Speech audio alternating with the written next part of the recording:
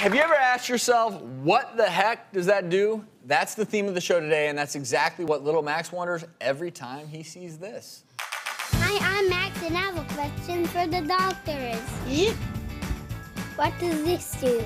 The eyes help you see, and the ears help you hear. But I don't know what my belly button does. I really want to know. Can you help me, doctors? Max is so cute. Max is adorable. And Max, to understand where your belly button comes from, we first have to understand what goes on with the umbilical cord, because that's where it all starts. When you're in mommy's womb, in the mother's womb, there's an umbilical cord. Oh, sorry. Nobody's there's an umbilical it doesn't cord. do that. No, and actually it has a vein and 2 arteries, and basically oxygenated and nutrient-rich blood goes to the baby from the placenta, and the placenta has this stuff, gets all this stuff from the mother. So that's the connection. But this is actually connected to the placenta, and it goes through the vein into the baby so that it feeds the baby the oxygen and the nutrient-rich blood. And then with the arteries, the deoxygenated blood goes out, and any waste products go out as well. So this kind of cleans out, feeds baby and cleans it out at the same time. So when baby's born, one of the first things we do as obstetrician is we clamp the cord. So what we do is we usually use these 2 clamps, one on each side, and we cut in the middle, and there's about 2 to 3 centimeters left of cord there. And then I usually hand it off to the pediatrician. And I get to take over. There you go.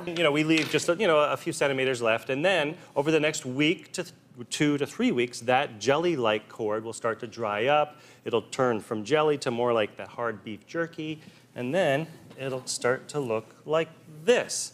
And after maybe about 3 weeks, it'll eventually fall off. Now, before then, it might turn a little brown, maybe yellow, then black to look like this. There might be a little bit of oozing for the first couple of days, might be a little bloody discharge. If it lasts for longer than that, you should show the doctor. And then eventually falls off. Let's see if this... It eventually falls off, and then you have your belly button. There you go. All right, and the belly button's like, like we said earlier, it's just like a little scar.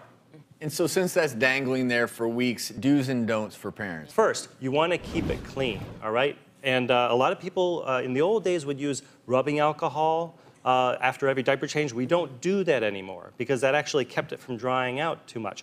Just maybe once or twice a day, some water with soap, just a little gentle cleaning. If you really want to use alcohol, maybe once a day at the most, that's okay. Because the second do is you want to keep it dry. No baths for the first couple of weeks until that belly button falls off. You want to keep the diaper folded down so it's exposed to the air.